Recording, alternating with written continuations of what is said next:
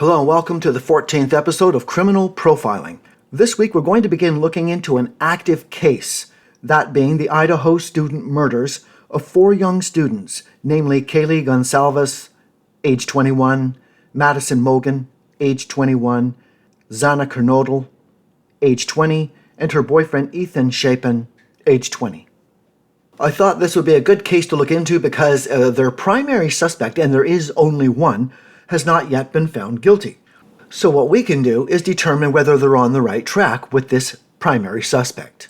Keep in mind, just like the behavioral sciences unit in Quantico, their methods do not reveal the guilty party, but rather eliminate suspects and help to focus on the people who are most likely to have committed the crime. And that's what we're going to do.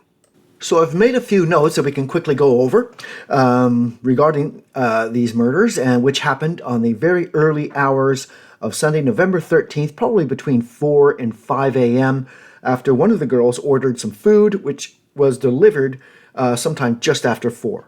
Jumping ahead, we know that the 4 victims were stabbed multiple times with a large knife, that they were attacked in their sleep, and that 1 or 2 showed defensive wounds. The name of our primary suspect is Bryan Kohberger, who was born November 21, 1994, and was 27 years old at the time of the murders, almost 28. He had cased this house 12 times, we know this by the phone pings, prior to November 13, 2022. He always cased them late evening or early morning, except for one particular ping. So we're just going to kind of casually go over what some people have said who knew Bryan or went to school with him, what they had to say. We always take these as a grain of salt and never as the absolute truths, because personal perceptions always vary. The family generally say very nice things. Friends say generally very nice things about you if they know you, whereas casual acquaintances or casual observers may say different things. So here we have someone saying he was quiet, fat, bullied, or picked on, especially by girls, very into his books, sweet and quiet. Others had said he wasn't bullied at all. Another said he was nice to her, but bullied her brother. I know that he had anger issues, she said, and would have outbursts and stuff. That quote comes back in a big way, as you'll see later. Here's another quote. It's not exact word for word, but the general idea was that he was the kind of person not to fight, but to smash things or punch a wall or something like that, which coincides with what we just heard about anger issues and stuff. Became more of a bully after losing weight. Apparently he was fat when he was young. He possibly used heroin during, I think it was high school maybe even, before going to rehab in 2013. He went to Pleasant Valley High School. He went on to earn a bachelor's degree in psychology after he cleaned up. A friend from the 8th grade said he was really into psychology, even back then. He got a master's degree in criminal justice in 2020, completed his studies in 2022. He went on to have an interview for a job with the local police. A local bar he frequented had warnings about him. One person said he'll have 2 or 3 beers and then just get a little too comfortable. He was often seen sitting alone, observing and watching people. And when women didn't want to talk to him, sometimes he would get upset with them a little bit. He called one female staff member a bitch when she wouldn't answer his questions. Sometimes his questions involved asking about where they lived and who they came to the bar with. He was described in university, which was only 8 miles away from Moscow, Idaho, the Moscow, Idaho residence where the victims lived. And he was described as intelligent but quiet, more of a loner in the program he was in. A student claimed Bryan was made disparaging remarks about the LGBTQ plus community, and so he kind of parted ways with him at that point. Prior to the murders, he was quiet and stared a lot, but after the murders, they noticed he seemed more willing to talk and hold a conversation. He became a teaching assistant. He was a tough grader. And prior to the murders, he failed a whole class and making copious comments on their class test. And that was in October 2022. But after the murders, November, December 2022, he handed out grades of 100s and made only a few comments on the tests. Bryan had followed all 3 victims on Instagram, and he messaged one of them several times. None of the girls followed him back. Allegedly, he went to the Mad Greek restaurant where Mogan and Kernodle worked as servers and bought vegan pizzas. Apparently, he was big on vegan pizzas and what he ate. There was the student union building, where he was not a student, by the way, but he frequented this place, and some that worked there thought he was a student. He was there so much. One of the staff members at the student union building said he was the type to stare, and when caught would continue staring, and he wouldn't look away or wouldn't nod or even smile when caught staring. She said he was really quiet and really intense. He made me uncomfortable.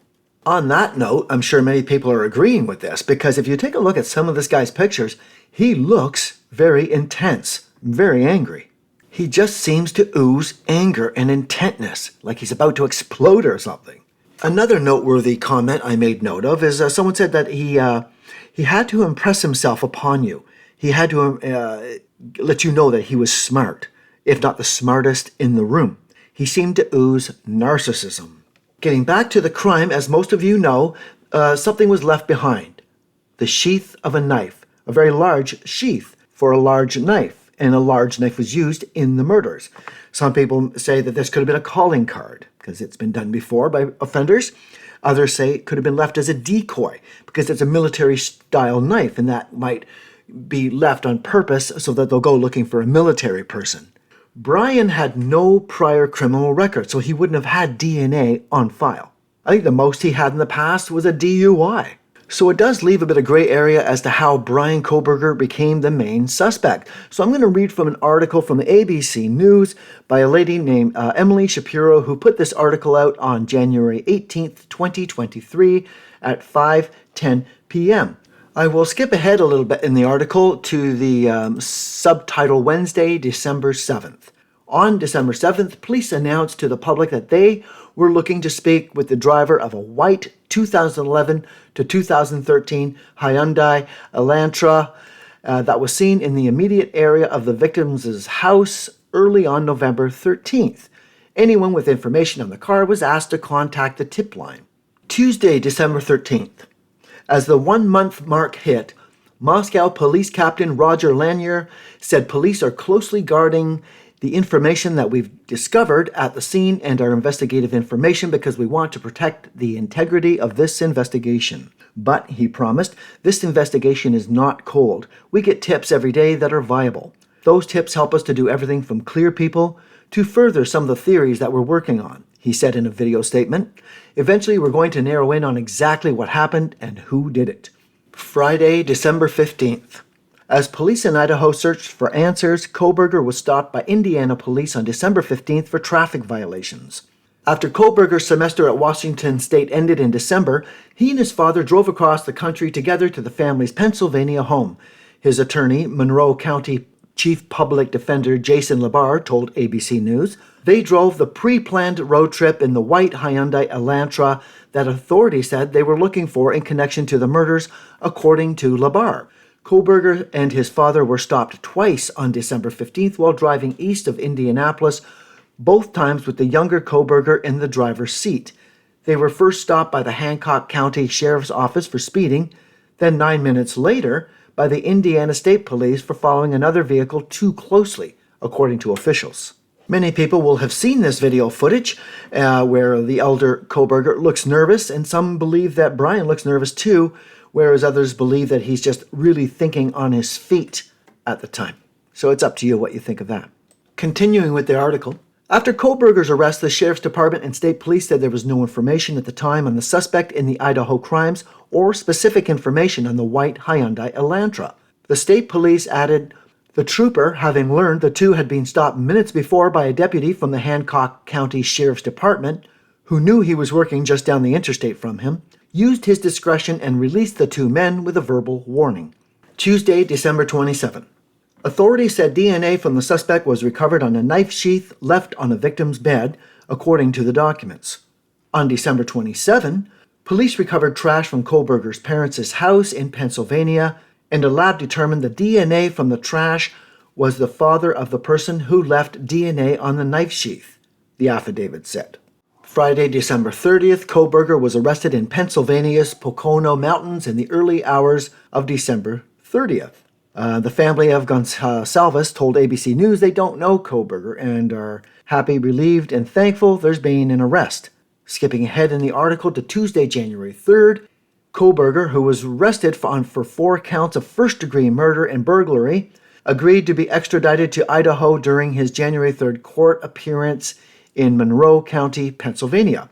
Labar said in a statement his client is eager to be exonerated of these charges and looks forward to resolving these matters as promptly as possible.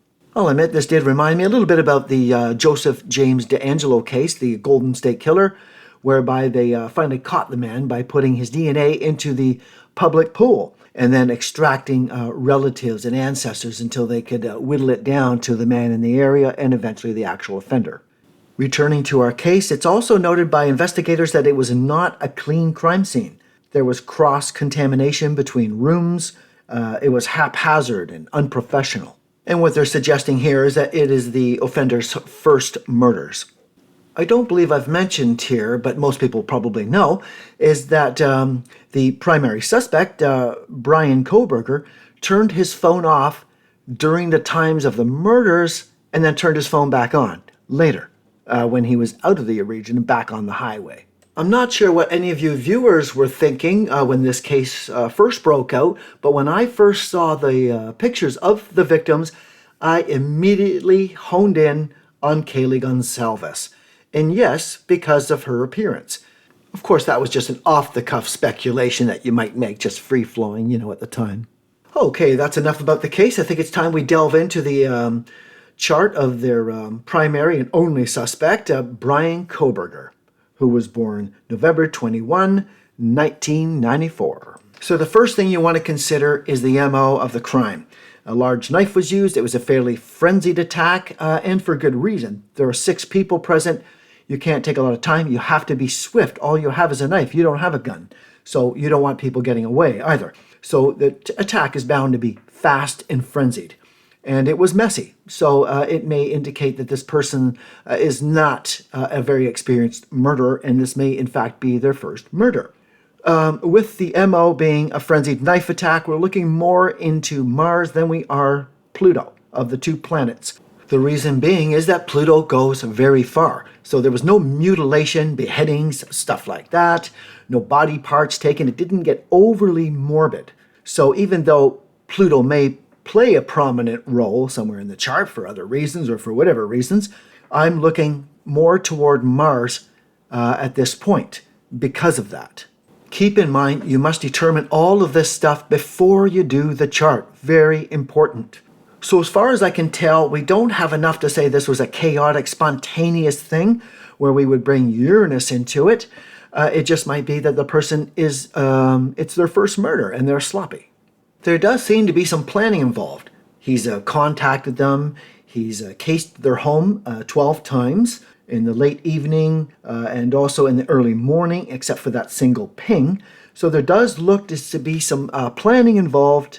And these strategics can be reflected in either Mercury or Jupiter.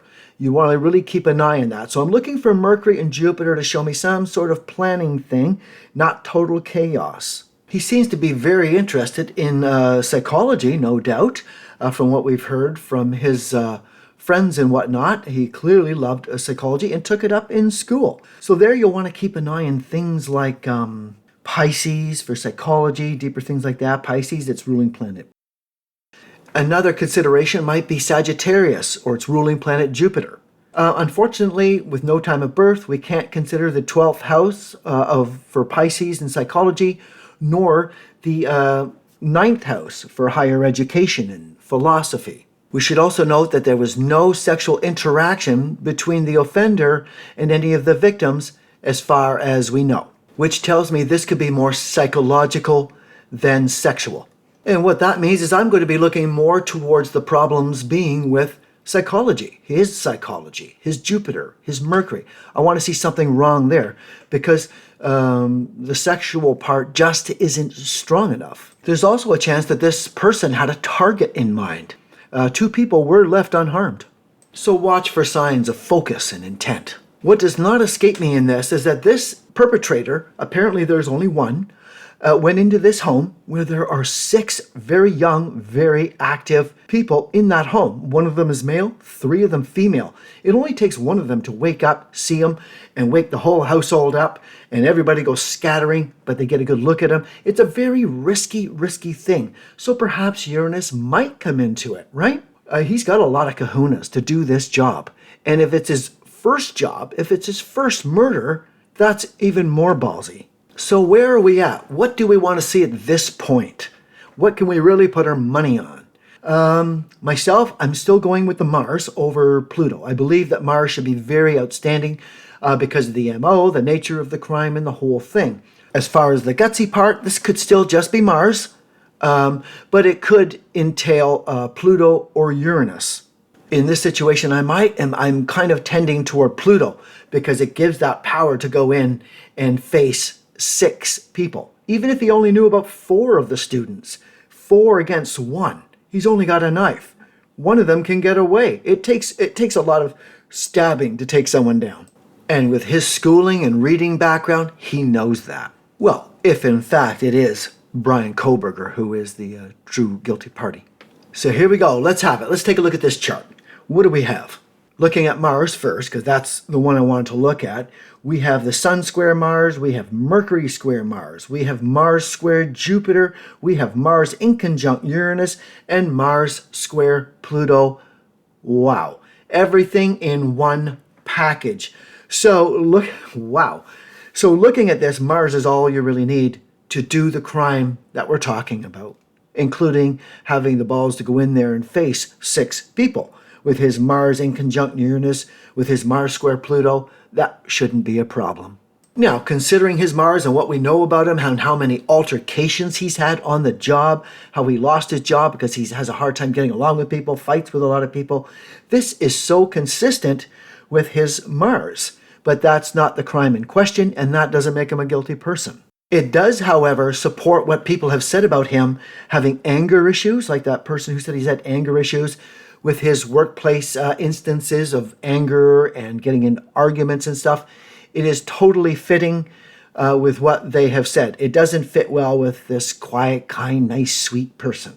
Not at all. That person did not see beyond the surface. It's not to say that he couldn't be kind and considerate. I mean, he does have the Sun conjunct Jupiter, right?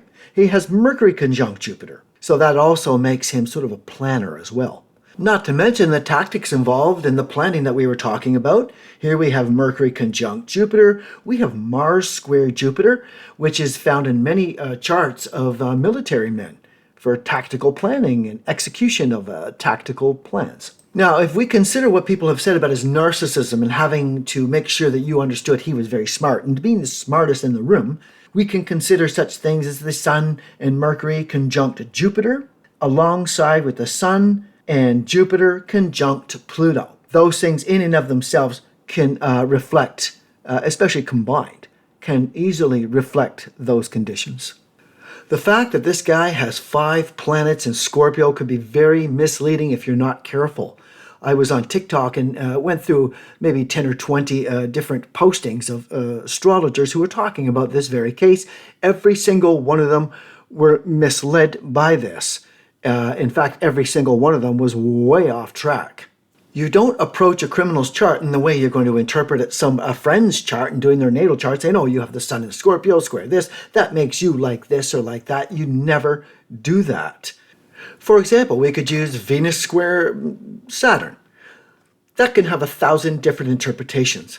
1,000 different people may utilize that energy 1,000 different ways.